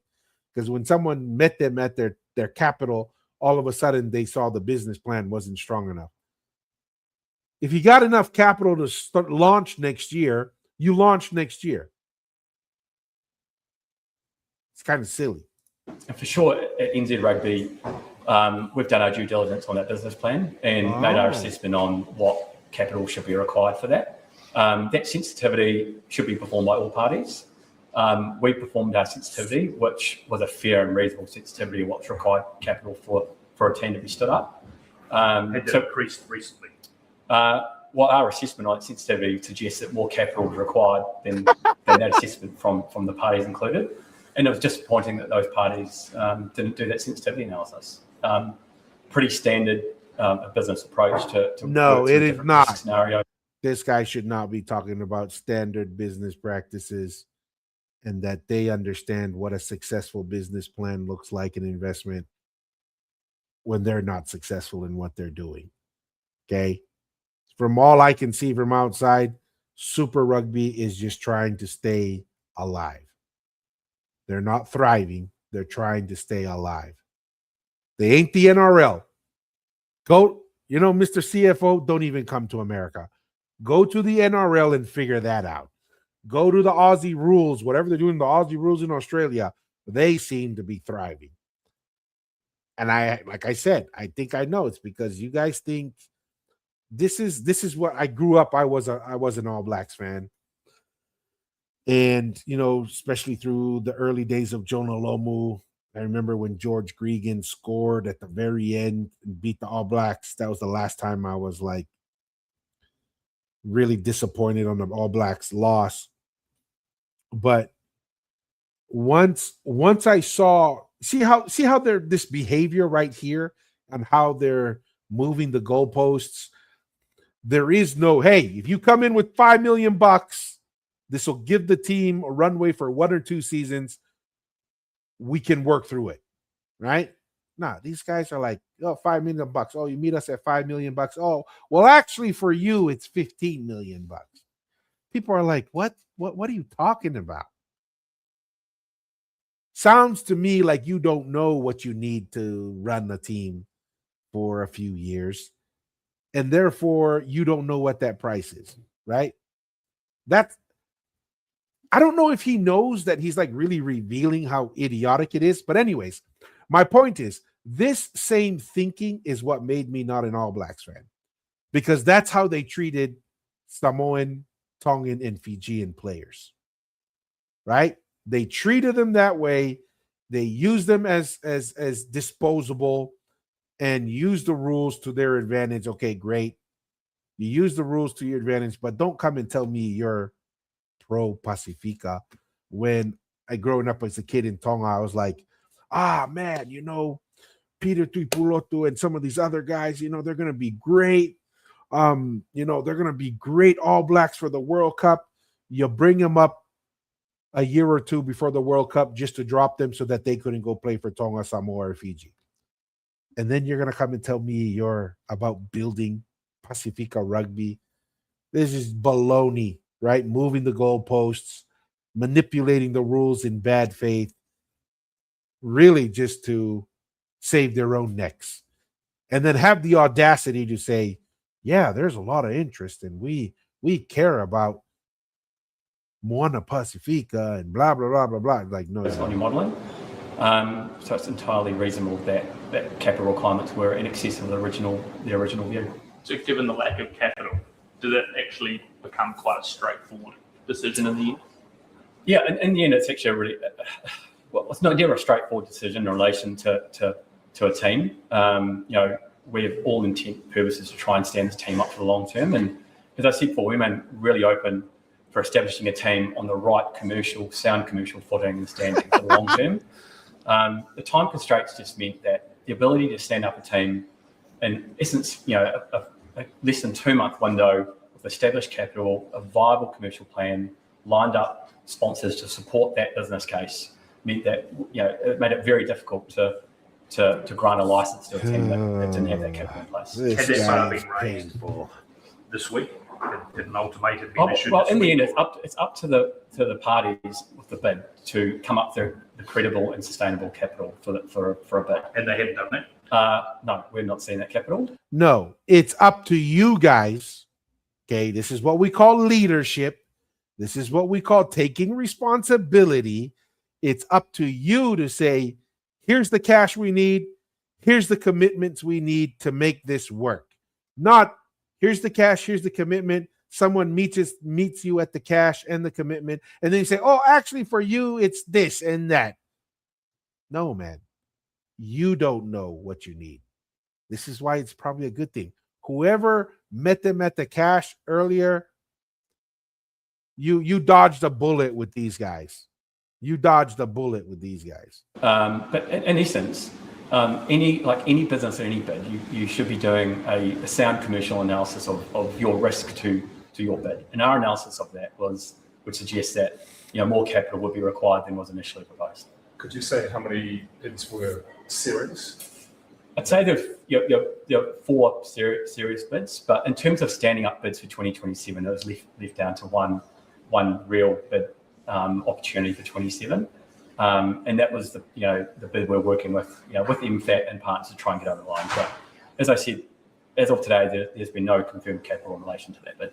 You're the finance person as such, but we have to ask, what about the players, the staff? There's a number of players who I guess have got nothing for next year. And Yeah, I just want to reiterate, our thoughts have always been with the players. We stepped in with the current Moana Pacifica situation and have directly funded the team through to the end of July to support the players through that process.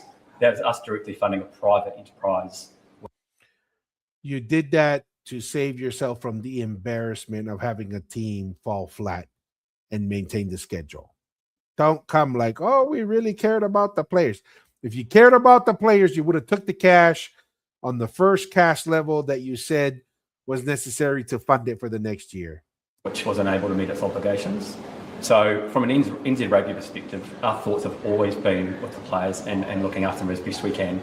We also have to take into account the wider stakeholders of NZ Rugby. We don't have an empty checkbook. We've got a provincial union, a community to support. We have the game to support, and we don't have an open checkbook to support a private enterprise or private teams. It's just confirming that support will end at the end of July. From an NZR perspective, yes, we're not going any further than that. You said some of those bids were keen to take the team into a new market. Can you sort of give me insight into those new markets? I think some of that might have been reported in the past, but there is obviously the core markets of Samoa and Tonga, and the license not big enough. Not big enough. Is directly associated with Samoa and Tonga. So hence why this process was the extension of the current license. In future, for a future team, as I said, we remain pretty excited with the amount of bid interest and potential options for a team that could be somewhere within the Pacific Rim. So I won't comment on those specifically for now, but and we remain committed working with MFAT and other parties to supporting rugby in the Pacific and potential teams in the future in line with Rugby Australia and competition. Adi Savia was due to come back to Moana Pacifica. Where does he sit now? Adi is a NZ Rugby contracted player, so he will be back into a New Zealand Super Rugby team. It's up to Adi, I guess, and his team to work out where that is. But Adi remains, obviously, for next year, a NZ Rugby contracted player. Have you spoken to, or how much conversation has there been with Australia about this team? I mean, I know they may say, well, it's not our problem. No, to be fair, Australia really let us run the process because it is our license really in terms of grant as part of the Super Rugby agreement. So they have really, we're just getting them informed of the process as we've moved along. And they've supported us in terms of us making the right decision for NZ Rugby, for Pacific Rugby in the community. Was a decision made some time ago that it would be better for everyone, in inverted commas, to have 10 teams rather than 11? No. Would Rugby Australia not support 10 teams instead of 11? No, this decision was a decision made for NZ Rugby for the competition, purely on back to those key aspects of a viable team with a financially viable business plan and committed capital, which was not there. So that led to the decision. There was no pressure from Rugby Australia for us to make that decision. Based on what you want to get to 11 or... Oh, I'm sure. Not very for convincing. sure for the competition, future expansion is attractive and is a key part for growing the competition, the commercial value of that competition. But for 2027, that won't be the case. And it could be a while if we see a team from Tonga Samoa back. Look, I can't put a time frame on it, but if you really step back in essence and look, just we want a strong Pacific connection and a long-term viable. Let me translate that. We want to maintain the talent pipeline from the Polynesian, Tonga, Samoa, Fiji, but we don't want to have to do the hard work to figure out a way to make it viable, right? Like, it's more important we just maintain that talent pipeline, not really that important to make sure that there's a viable option for those athletes to be independent. Long-term viable team based in the Pacific, creating pathways and talent pathways and economic value in the Pacific. To rush forward and establish a team within 4 weeks that in quite essence has considerable cash burn, was not likely to be profitable over a 4-year period at all. It's not the right solution when we want to establish a team, as I say, for perpetuity. So the Moana Working Party, sure they did everything that was asked of them. Would you dispute? Oh, well, in the end, we did not have any committed capital. That was the fundamental requirement, and we have not had any committed capital as of today still from that process. So, but you said you changed the goalpost. Work from that team, and we worked proactively and significantly with that team and other parties to try and get this over the line. But in the absence of confirmed capital, we cannot take that risk in the competition. And to take this forward, these guys didn't want Moana Pacifica until that capital is committed. We have to, as I said, we have a competition that has to get finalised, and certainty for our sponsors, for broadcast, for a whole lot of reasons why we need to get that completed. And unfortunately, without that capital, you've got to draw a line in the sand at some point to move forward.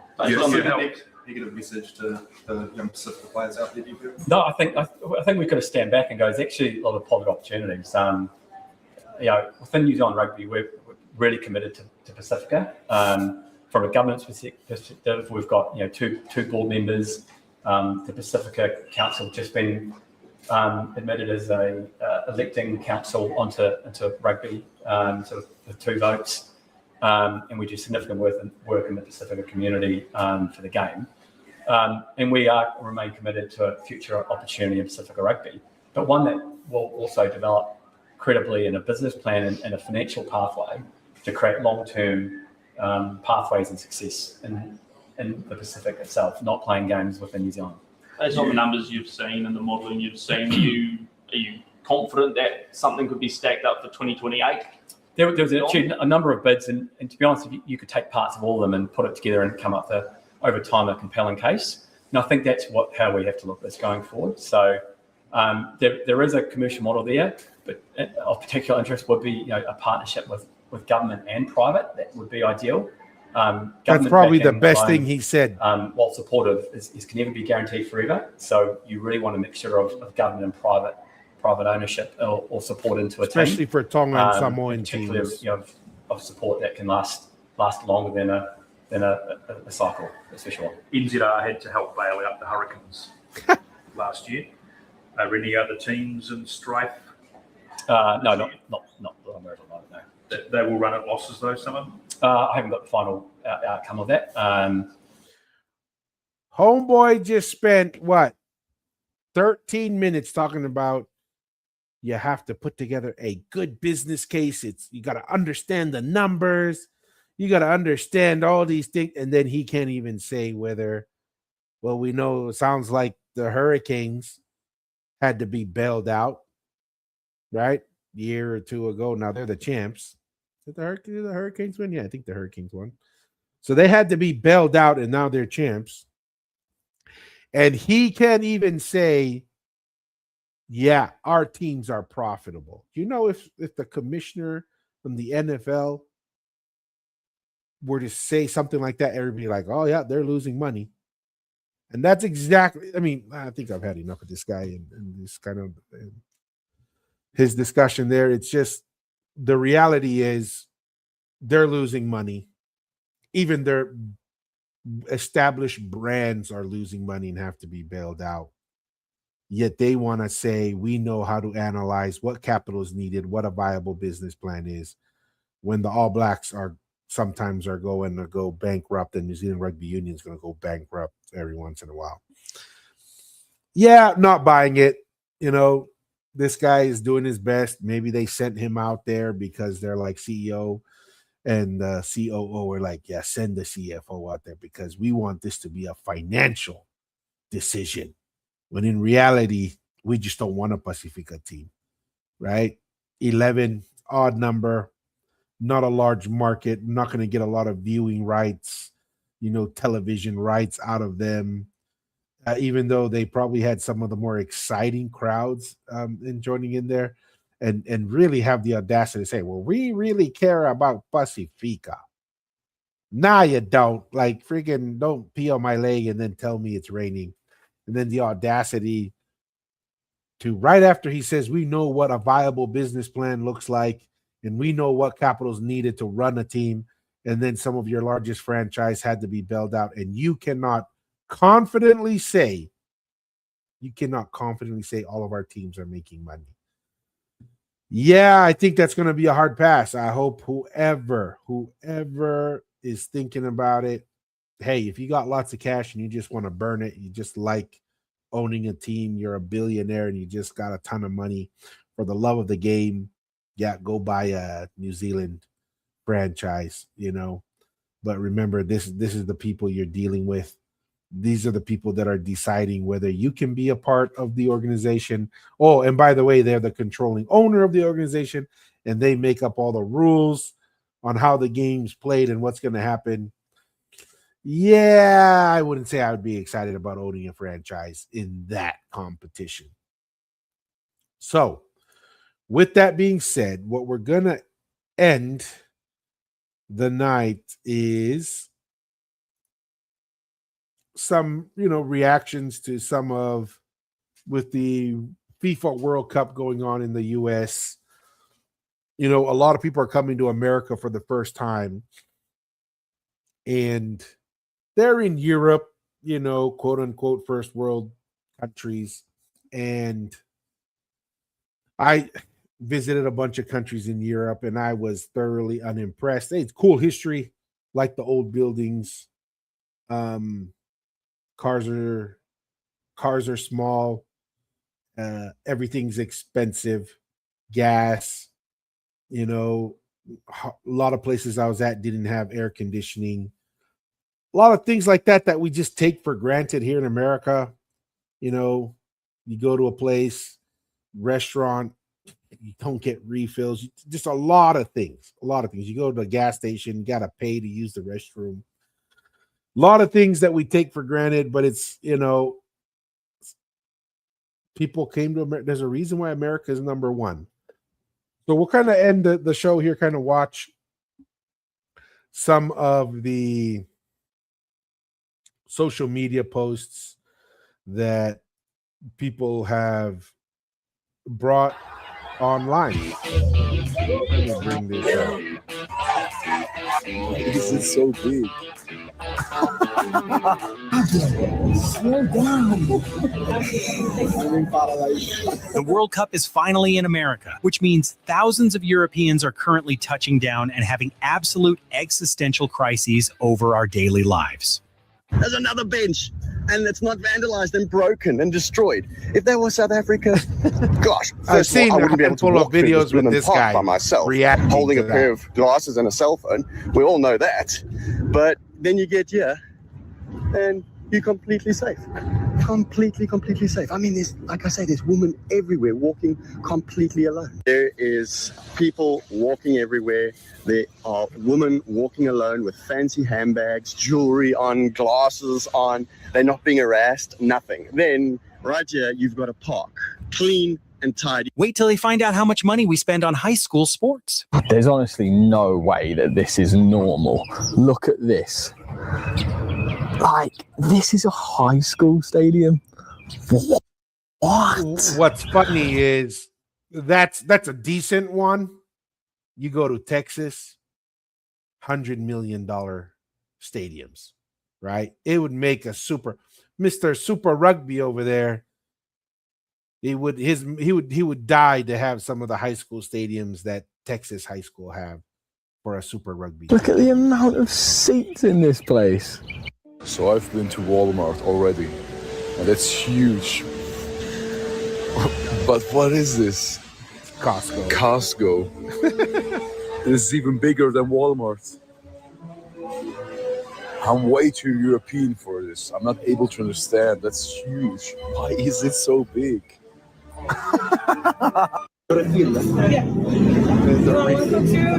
soda. I can refill this 1,000 times. Yeah, but you won't drink 1,000 cups of Coca-Cola. You don't know me. And it's free.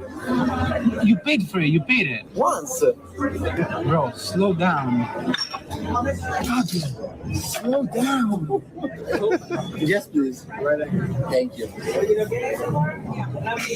I'm in paradise.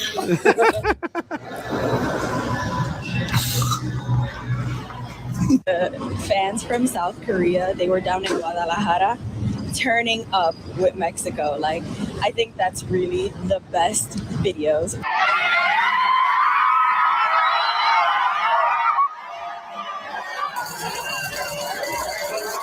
So that's in Mexico, not the U.S.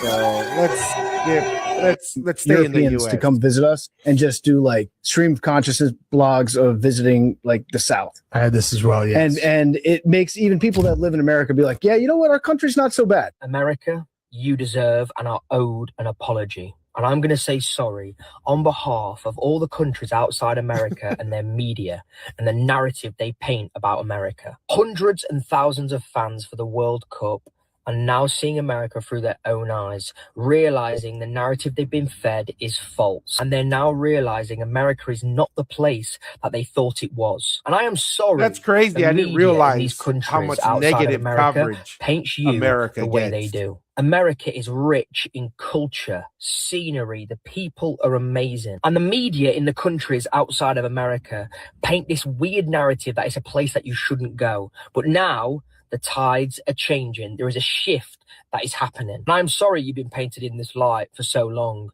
And I'm so happy America is finally receiving the flowers that it deserves. We've all seen the videos of the Europeans experiencing America for what it truly is, and it's amazing. When I first landed in America all those years ago, I came with an open mind. I saw it through my own eyes, and it's exactly what is happening right now with all the traveling fans for the World Cup and the foreigners. They are seeing America through their own eyes, and they're realizing how amazing it actually is. It's ground beef. I mean, look at the size of it. Look at and I got big hands. There. The bread. But there is no real bread. How many ingredients? Oh my God. And don't get me wrong, I'm not hating on you, but I think most of these things would be so illegal in Europe. Container store. It's just containers. Just containers, what, to contain stuff? Yeah. But what if you want a soft mattress or a medium mattress? I'm not sure. Only firm. And then, of course, We sent them to our local gas We stations. did a Buc-ee's. Banana pudding in a cup. Talked about Buc-ee's before from Giant Texas. beaver. Yeah, all it My does favorite look a bit gas like station you. in the world. This is like a gas station that let the intrusive thoughts win. Everything's Bucky's own brand. And it's all Spicy good. pickled eggs. Just in a I didn't jar. get the pickled I'm eggs, but genuinely overwhelmed. if it's Do you a want sample? Buc-ee's Yeah, brand, that's a lot it's of fudge, probably Ollie. good. In the UK, McDonald's is quite high up on the totem pole of fast food chains. I came to America and I assumed the That's same. at the bottom. Turns out I think it's a little bit lower on the totem pole, and the quality and taste is completely different. Like McDonald's, honestly, like fries taste nothing like the fries in the UK at McDonald's. You know what's funny? When I was in England, went to the McDonald's drive-thru and I tried to ask for ranch. They had no idea what ranch was. So I asked them, so what do you guys have? They said ketchup. And then they said sweet curry sauce. That's when I knew, oh man, England has a lot of Indians there, because how else do you come up with sweet curry sauce as a dipping for your fries? Back to Boston, got in a cab, went to the airport to go home, and I thought, I'm not going home. I'm staying. So I get back out the taxi and got another taxi straight back into Boston to come here to watch this game. The Boston people That's are amazing. great. It's the best city I've ever been in my life, bar none. It's incredible. The people, this is why I stayed, because you guys are just amazing. Can you hear it? It's the cicadas. The cicadas with a bit of that noise. That I just love it. Those are the bugs. And it's You so hear them a lot relaxing in and so Texas. peaceful. Is this for real?